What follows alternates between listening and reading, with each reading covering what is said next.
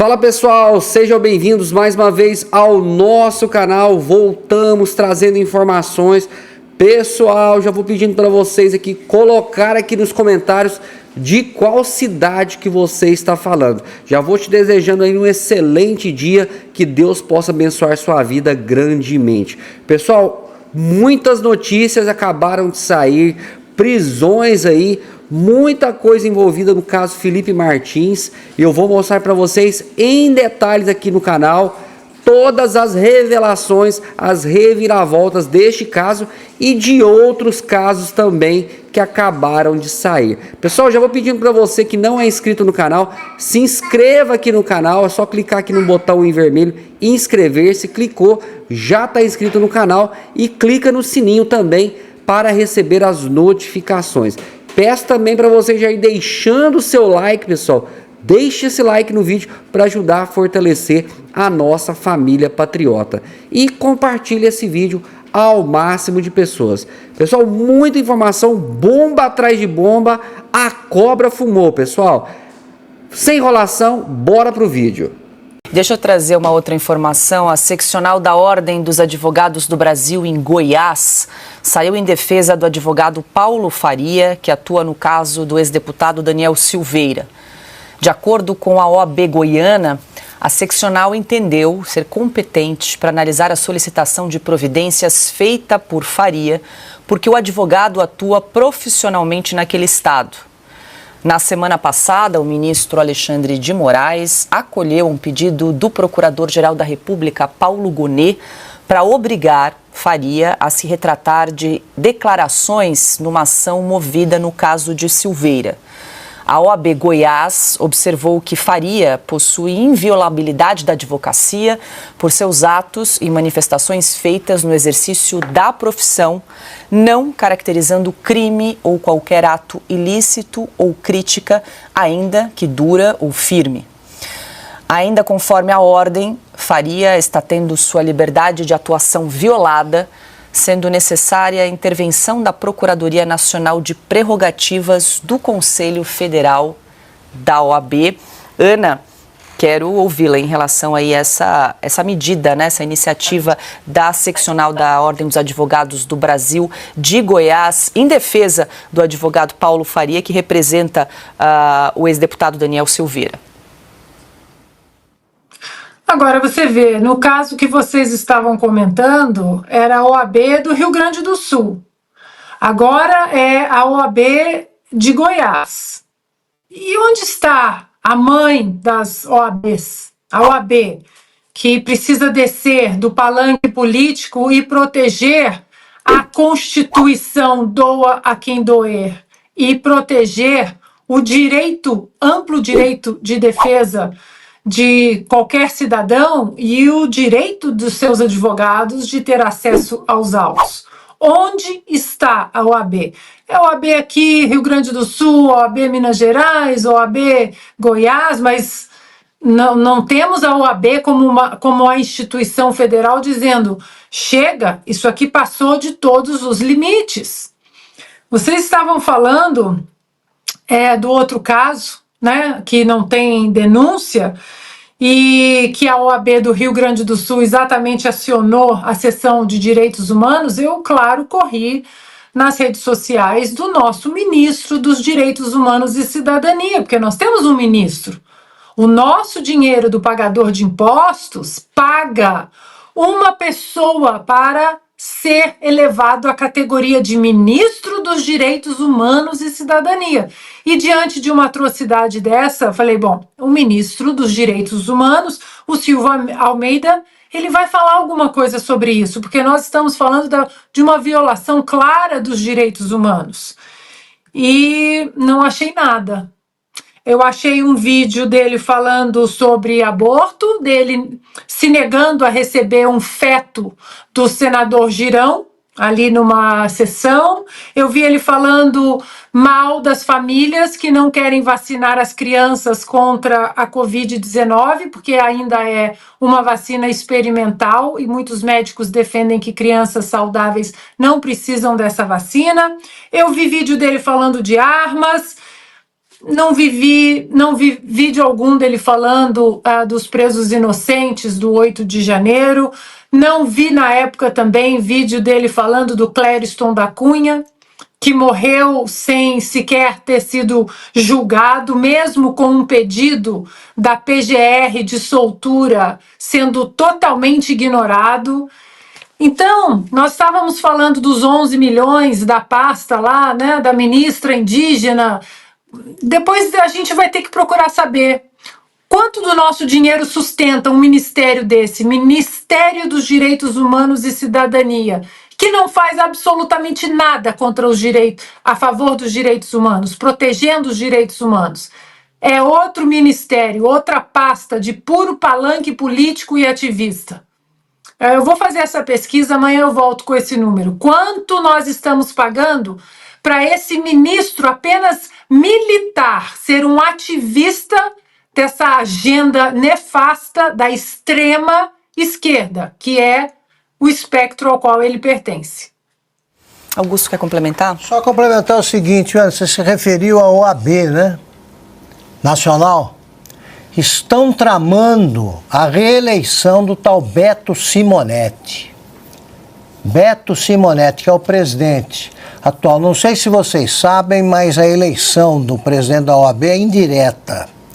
Não tem a votação direta de todos os advogados filiados à ordem. Então, não. São as sessões regionais que elegem. E quem é o principal cabo eleitoral do Beto Simonetti? O Felipe Santa Cruz, que foi presidente da OAB e teve uma das gestões mais sórdidas, né, que se conhece. Então é o seguinte, o que os advogados estão esperando aí para se sublevarem?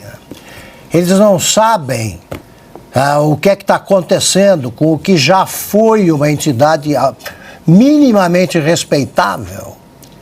Eles não sabem o papel que a OAB está desempenhando. Da mesma forma que os jornalistas ignoram o que faz a ABI hoje, Associação Brasileira de Imprensa e tal. Todas essas entidades se transformaram em partidos nanicos a favor da ditadura partilhada pelo governo Lula e pelo judiciário. É isso. Piotr, a Ana pontuou bem, né? Nós trouxemos a informação anterior da manifestação da OAB do Rio Grande do Sul em relação ao soldador ali que segue preso há 17 meses em Canoas, no Rio Grande do Sul, e agora essa manifestação da OAB em Goiás, que partiu aí em defesa do advogado Paulo Faria, que representa o ex-deputado que segue preso, Daniel Silveira. Paula, com frequência aqui eu trago o texto do direito brasileiro, porque é importante a gente lembrar que existe lei. E é essa lei que está sendo, nesse momento, afrontada por decisões ou não decisões do Supremo Tribunal Federal. Seja no caso do advogado, que está tendo violado as suas prerrogativas. Agora a OAB de Goiás resolveu se manifestar de forma mais dura e intensa, que bom. Ou no caso deste cidadão brasileiro, soldador, que agora a OAB do Rio Grande do Sul também resolveu se manifestar. Mas vamos lá, é muito pouco. Chega tarde, é muito pouco, mas ainda bem que está chegando. Porque vamos lá, eu vou citar só um dado aqui em relação a este soldador. O Código de Processo Penal, lá no artigo 10, diz o seguinte: quando o réu está preso, na verdade, uma denúncia tem que ser ofertada em até 10 dias. Se o réu está preso em 5 dias, nenhuma denúncia chegou ainda. Bom, se nenhuma denúncia chegou, ele deveria estar solto, com manifestação do Ministério Público, que também não houve. O órgão acusador não acusa e também não diz por que não acusa. Bom, se não faz nada disso, o juiz deveria ter essa grandeza. E não é por uma grandeza moral, não, é simplesmente seguindo a lei. Vou a um outro ponto aqui. Eu vou me lembrar, além, obviamente, da omissão da OAB nesses últimos tempos, que parece que algumas seccionais resolveram agora tomar a posição, que bom. Mas eu vou me lembrar daquela carta em defesa da democracia, lá em 2022, nas arcadas aqui da Escola de Direito de São Francisco, a Escola de Direito da Universidade de São Paulo, aqui no centro da cidade. Naquele momento tem um trecho da carta que diz o seguinte: era uma carta política. Eles viam ali no governo Bolsonaro uma ameaça de ruptura democrática. Mas era uma carta em defesa do direito. Eu vou explicar rapidamente. Diz ali num trecho: nossa consciência cívica é muito maior do que imaginam os adversários da democracia. Sabemos deixar de lado divergências menores em prol de algo muito maior. A defesa da ordem democrática. A ordem democrática garante a aplicação do direito, que estas pessoas não estão tendo, por decisão da Corte Maior. Onde estão esses signatários aqui, todos conhecedores do direito, ou pelo menos a maioria conhecedora do direito de forma muito profunda? Onde estão essas pessoas? Porque lá no final da carta, e eu vou sempre usar essa carta porque é um documento, diz o seguinte: Estado democrático de direito sempre. Em que pese o fato de ser uma carta política, que era contrária ao governo anterior, mas há uma defesa do Estado democrático de direito. Cadê a defesa dos direitos que estão previstos no Estado democrático de direito por esses signatários? Senhores e senhoras que assinaram aquela carta, a omissão lhes custará a biografia. Não tem como ser diferente. Melhor que comecem a agir.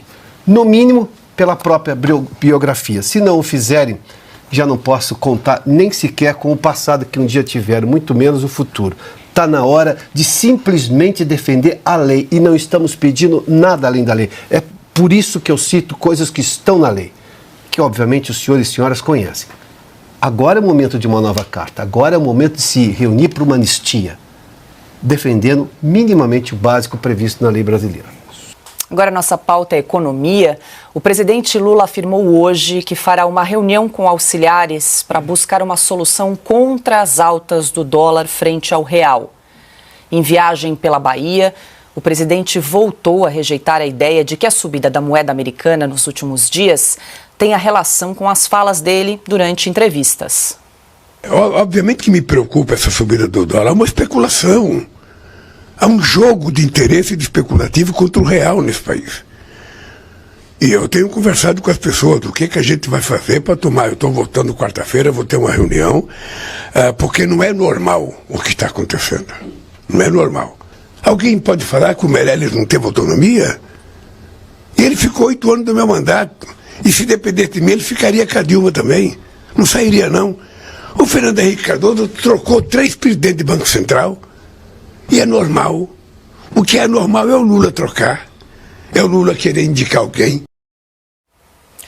Depois da fala de Lula durante a entrevista à Rádio Sociedade de Salvador, o dólar disparou mais uma vez.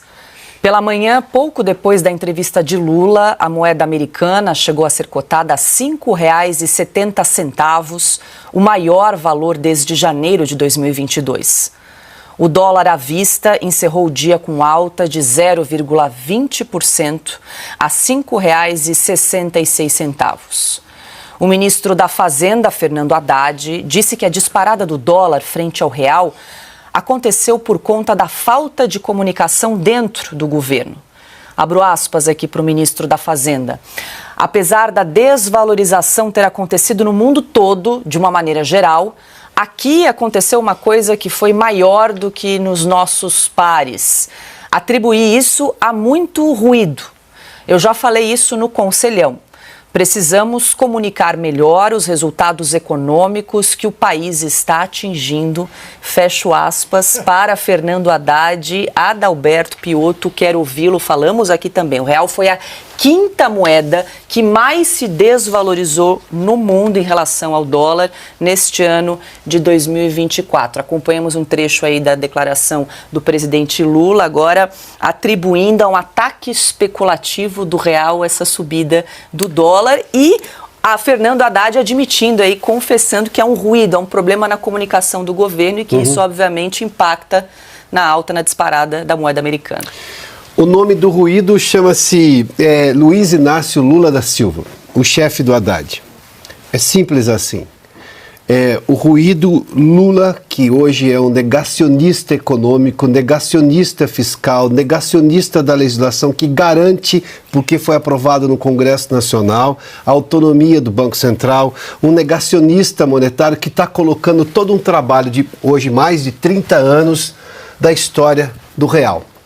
se não a história mais bem-sucedida, provavelmente a mais bem-sucedida, uma das mais bem-sucedidas de voltar, de sair de uma hiperinflação e trazer estabilidade. O real devolveu o Brasil à normalidade internacional, porque nós éramos completamente anormais com inflação de 33%, como tínhamos ao mês, para se ter uma ideia. O real foi construído para isso e conseguiu. Lula, neste momento, se não se parar Lula vai parar o Brasil. A realidade é essa. O presidente insiste numa tese completamente estapafúrdia de que a culpa é do Banco Central. Não, a culpa é do rombo fiscal do governo dele que não para de crescer. A culpa é do governo dele que não cria condições sustentáveis e sólidas da economia crescer e por isso, crescendo naturalmente, o governo vai arrecadar mais. A culpa é do governo dele e dele, que toda hora traz um ruído, que obviamente o ministro Haddad não vai dar o nome, mas nós podemos dar o nome. O ruído hoje é Luiz Inácio Lula da Silva. A cada entrevista numa dessas rádios mais amistosas em relação ao presidente, né, sempre na região Nordeste, na maior parte das vezes, ele fala de manhã o dólar dispara. Neste momento, nós temos sim o Banco Central preocupado e a intervenção do Banco Central para tentar segurar o valor da moeda, e isso é normal acontecer no mercado, acontece quando há o que eles chamam de disfuncionalidade. Disfuncionalidade é um entendimento equivocado do mercado a respeito de alguma coisa que venha do governo ou que esteja no ambiente econômico. Fato é que nesse momento não há disfuncionalidade. O que nós temos sim é um governo que gasta muito mais do que arrecada, que as contas do país estão cada vez piores, um presidente que negacionista em relação à legislação do Banco Central e autonomia, negacionista em relação à realidade fiscal do país, negacionista em relação à própria política econômica, negacionista em relação à própria equipe econômica. Ou seja, não tem disfuncionalidade. O que se tem hoje é uma reação do mercado, uma reação de investidores que começam a se sentir inseguros com a economia brasileira. Hoje Lula é exatamente esse limbo. Nós estamos num limbo. Você não tem aquele grande fato político que normalmente se precisa para fazer avançar um processo de impeachment, mas o país a cada dia definha mais porque não tem um presidente, muito menos uma política vigente, capaz de realmente dar conta da história do país. Ou seja, o negacionismo presidencial é que está afundando o Brasil. O dólar tenta sobreviver em meio a esse caos. É simples assim. Augusto, antes do seu comentário, deixa eu só trazer aqui mais um trecho dessa entrevista, porque Lula acabou usando indicadores econômicos atuais para contestar a alta do dólar, que hoje chegou a bater R$ 5,70, fechou o mercado valendo R$ 5,66 a moeda americana. Vamos lá. Nós temos que fazer alguma coisa. Eu não posso falar aqui que é possível fazer, porque senão eu estaria alertando os meus adversários. Mas veja, deixa eu falar que não há necessidade. Ô Silvana, se você pegar os dados da economia, você vai perceber o quê? Você vai perceber, primeiro, que o PIB está crescendo mais do que a previsão do mercado. Segundo, você vai perceber que o desemprego está caindo mais do que a previsão do mercado. Terceiro, você vai perceber que a renda da massa salarial está crescendo mais do que a previsão do mercado. Tá tudo uma maravilha. Do Brasil, então. que ele está falando ali, Tá todos os tudo uma índices. maravilha, a questão de comunicação. Tá. Primeiro, vamos chamar as coisas aí pelo nome correto. Não é o dólar que subiu, é o real que caiu. Não é uma alta do dólar, é uma queda no valor do real, provocada pelo governo. Pelo governo. Ele não acha que são cretinos os que associam as falas dele à desvalorização do real? Cretino é quem pensa assim. Cretino é quem diz isso, ou quem chama o ministro da Fazenda de ministro da Defesa.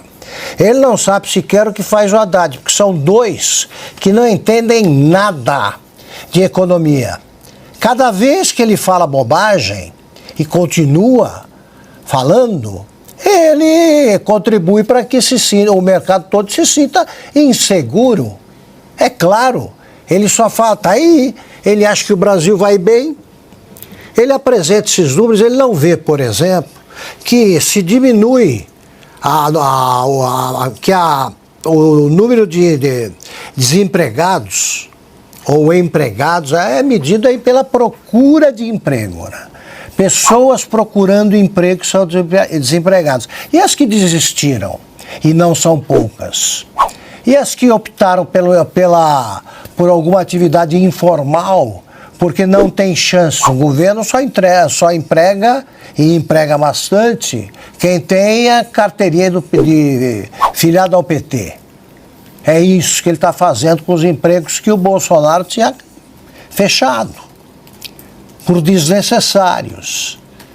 Agora, ele acha que o PIB está crescendo, que é isso, é um crescimento medíocre e duvidoso. Os números apontam para um desgoverno. Ele fala, eu vou conversar com as pessoas. Então, que pessoas? Ele não sabe qual é o cargo do ministro da Fazenda. Mas o Lula não tem uma política econômica que mereça esse nome. Ele não sabe o que fazer. Ele fala do Fernando Henrique Cardoso, que trocou 3 vezes o presidente do Banco Central. O Banco Central não era independente. Começo de conversa. Ele quis tirar, já disse aqui, o Henrique Meirelles não tirou, porque disseram a ele que era a garantia de segurança econômica do Brasil, a permanência do Meirelles, que era de outro partido, quando o Lula o convidou para ser presidente do Banco Central. Agora é outra situação. Não adianta querer culpar o Roberto Campos Neto. A culpa é do governo. Quem é que pode se sentir seguro com um governo que em 1 ano e meio só tem a apresentar o besteirol que o Lula não para de ampliar com essa discurseira? Ele não trabalha. Ele não fica em Brasília, ele não reúne pessoas para saber o que fazer. Aliás, não tem quem reunir. Também, quando o Haddad tenta alguma coisa que faz sentido, ele segura, bloqueia, com base em quê? Em nada. Um sujeito que nunca foi à escola por preguiça vai entender de economia? E o Lula tem saudade de um tempo que acabou. Ele governou durante 8 anos o Brasil, quando o mundo não teve uma única crise econômica, nenhum país quebrou.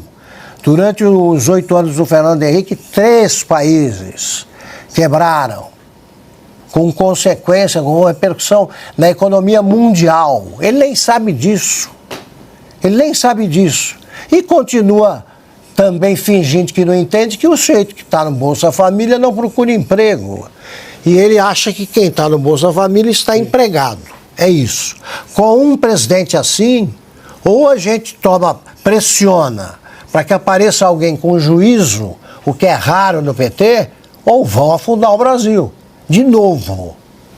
Fala, só dar um número aqui. A arrecadação federal no mês de maio, olha aqui, Augusto, somou 203 bilhões. Foi um recorde para o mês. Nem com isso o governo consegue fechar as contas. Agora, boa parte dessa arrecadação vem o quê? De aumento de impostos. Ou seja, o governo está arrecadando mais porque ele está asfixiando a economia para financiar a conta dele. Quando ele gera mais inflação, o repasse de preços acontece. Nós estamos vendo agora. Esse dólar mais alto vai gerar mais inflação. Ele vai arrecadar mais ainda, só que é o cachorro correndo atrás do rabo. Vai simplesmente a lugar nenhum. O governo Lula continua insistindo no erro. Está aqui. Eu arrecado mais, ele acha que o PIB está crescendo, mas está crescendo em base de formação de riqueza por inflação. Não é exatamente um crescimento, isso é só um aumento de arrecadação que nem isso está conseguindo pagar as contas do governo. É um gastador contumaz. Deixa eu só acrescentar aqui uma informação. Eu disse que o real foi a 5ª moeda que mais se desvalorizou no mundo nesse ano de 2024. Nós estamos atrás da Nigéria, do Egito, Sudão do Sul e de Gana. O Brasil fica em 5º, segundo esse levantamento que foi divulgado aqui pelo site Poder 360. Deixa eu fazer uma rápida pausa antes da gente seguir aqui repercutindo as declarações de Lula. São só 30 segundinhos, não saia daí. Imagine lucrar com ouro, minérios, joias e pedras preciosas. A Golden Brasil traz para você a oportunidade de comprar contratos de minérios participando diretamente dos lucros mensais da empresa, com lucros prefixados de até 50% ao ano e seu capital assegurado em 5 tipos de minérios. Então chame já pelo WhatsApp nos contatos 0800 606 6048 ou 11 93 725 4140 e fale com nossos consultores. Bom, e durante essa entrevista falando sobre a regulamentação da reforma tributária que está em discussão no Congresso, Lula voltou a defender a taxação de carnes nobres. Eu acho que nós temos que fazer uma diferenciação, Silvana. É o seguinte, você tem, sabe, vários tipos de carne. Você tem carne chique, de primeiríssima qualidade, que o cara que consome ela pode pagar o impostozinho. Agora você tem um outro tipo de carne, que é a carne que o povo consome, né? Frango, por exemplo, não precisa ter imposto. O frango faz parte do dia a dia do povo brasileiro. O ovo faz parte do dia a dia, sabe? Então, uma carne, sabe, um músculo, uma fêmea, colchão mole, sabe, tudo isso pode ser evitado. Eu não entro em detalhe porque tem muita gente importante trabalhando nisso, mas eu acho que a gente precisa colocar a carne na cesta básica, sim. Tá? Sem que haja imposto, você pode separar a carne, você pode selecionar a carne, sabe? Você vai comprar uma coisa importada chique, tem que pagar imposto. A defesa de Felipe Martins contestou o registro de entrada do ex-assessor da presidência nos Estados Unidos em 30 de dezembro de 2022. Essa suposta entrada em território americano é o que subsidia sua prisão autorizada pelo ministro Alexandre de Moraes. Segundo o boletim de ocorrência apresentado pelos advogados, Martins perdeu o passaporte em 2021. Sobre esse assunto, nós vamos conversar agora com a advogada especialista em imigração, Ana Bárbara Schaffer, advogada que representa Felipe Martins nos Estados Unidos. É hora de entrevista em Oeste Sem Filtro.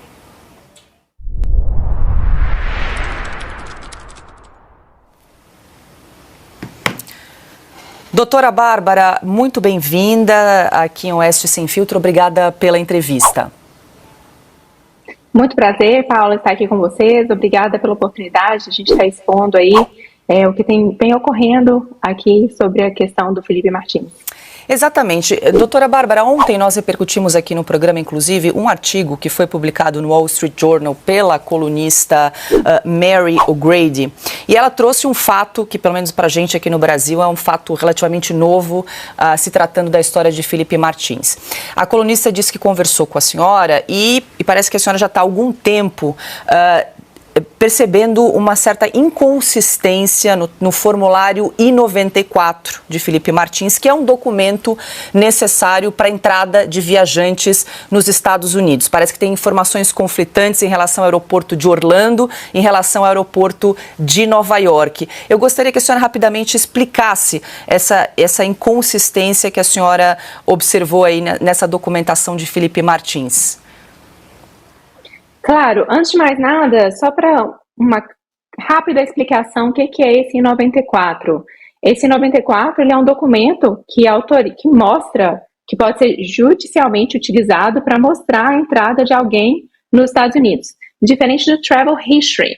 Eu fui contatada pela defesa do Felipe Martins no final de março com esse Travel History, para que a gente pudesse ali verificar se com as autoridades americanas sobre ele, só que esse documento ele não tem qualquer valor legal. Já o I-94 ele tem sim este valor legal. Então o que aconteceu? Como não tinha essa confirmação jurídica do governo americano da entrada do Felipe Martins, nossa primeira ação foi entrar em contato com Orlando, que era onde supostamente ele deveria ter entrado nos Estados Unidos, e Orlando imediatamente nos respondeu, isso foi no dia 11 de abril, dizendo que não tinha qualquer registro da entrada do Felipe Martins por Orlando, e que eu deveria então contatar JFK é o aeroporto de Nova York, para obter esse 94, ou seja, esse registro oficial, porque a última entrada do Felipe Martins nos Estados Unidos ocorreu por JFK. Então, o que aconteceu? Com esse registro em mãos, isso foi entregue para a defesa do Felipe Martins, colocado no processo para apresentar. Entendemos ali que naquele momento o Felipe Martins deveria ser solto, só que não foi. E depois disso ter sido repercutido na mídia, alguns dias após, no dia 1º de maio, para ser mais precisa, nós fomos para a JFK, então, para obter o I-94 de JFK, o que seria uma prova redundante, né, porque nós já tínhamos ali a confirmação de Orlando, que o Felipe Martins não entrou, mas aí apareceu esse registro, que nós não sabemos ali, né, exatamente ao certo quando ele foi inserido no sistema americano, em que indicava o nome do Felipe Martins errado, Felipe com E e não com I, como ele é tido ali em todos os documentos, visto, passaporte. O número do passaporte dele é um passaporte que havia sido perdido quase 2 anos antes da viagem, e ainda uma classe de visto que ele não possuía. E com essas flagrantes inconsistências ali no documento, naturalmente nós fomos para Orlando pedir aí então a remoção desse documento, até porque Orlando havia ali nos afirmado que o Felipe Martins não tinha entrado, e isso foi, ali temos isso por escrito, isso foi amplamente aí divulgado. E ao invés de fazer a correção mais óbvia, que seria retirar isso do sistema, foram feitos ajustes ali no I-94 para estar de acordo com o passaporte atual do Felipe Martins e com os dados de visto que ele tinha, além do que mudar o nome dele. E isso foi um absurdo. Eu confesso que, trabalhando aqui em imigração tantas vezes, a facilidade que eles ajustaram esses dados ali para parecer uma entrada no país, sendo que as evidências ali que a gente tinha apresentado, sabe, obviamente aquele documento ele não era verdadeiro. Isso aí nos provocou um choque, para ser bem honesta. E aí nós fomos para o DHS, para o Departamento aí de Segurança Interna dos Estados Unidos, pedir para fazer uma investigação, que foi realizada. E esse documento, em 94, então, ele foi excluído no momento qual o JFK nos emitiu o documento ali oficial, comprovando a entrada de Felipe Martins em setembro de 2022, consistente com a agenda oficial dele. Voltamos, pessoal, com essas informações. Pois bem, pessoal, vocês analisaram aí, assistiram o vídeo do caso do Felipe Martins, né? Que é um caso que tem que ser investigado a fundo, pessoal. Fizeram coisas erradas e agora, né? A imprensa descobriu, os Estados Unidos envolvido no meio, e a coisa tá feia. A coisa tá feia aí pro governo barbudinho. E o dólar, né? Como se não bastasse, o dólar chegou aí a 5,70 ontem, e a cada fala do presidente Lula, o dólar dispara. Eu às vezes acho que o presidente Lula deve ter alguns investimentos, porque quando ele fala o dólar dispara, provavelmente ele deve ter alguns investimentos em dólar, né? Porque só pode isso. Porque só ele abrir a boca, o dólar dá aquela disparada louca, desenfreada. Então, para quem tem investimento, tá compensando, né, pessoal? Coloca aqui nos comentários aqui qual a sua opinião e a cidade que você está falando. Pessoal, várias informações, né? A gente está trazendo para vocês as informações atualizadas até o final deste dia. Muita informação. Eu quero que vocês assistam todos os nossos vídeos aqui no nosso canal. E como vocês já sabem, né, pessoal, estão tentando aí barrar o Bolsonaro. Ontem mesmo, o Bolsonaro estava preso em uma rodovia, tentando fazer, né, conversar com seus apoiadores, e a esquerda louca aí, né, o pessoal do MST tentando frear Bolsonaro, porque sabe que onde Bolsonaro pisa arrasta multidões, né, pessoal? E é isso. Contra tudo e contra todos, a direita está avançando ainda mais. Pessoal, vou ficando por aqui. Agradeço você ter ficado até o final desse vídeo. Vai deixando o seu like, pessoal, no vídeo. Compartilhe esse vídeo, pessoal. Ajude a crescer esse canal. E você que não é inscrito, se inscreva no canal gratuitamente, clicando no botão inscrever-se e ativando o sininho das notificações. Eu vou ficando por aqui. Um forte abraço e te espero no próximo vídeo.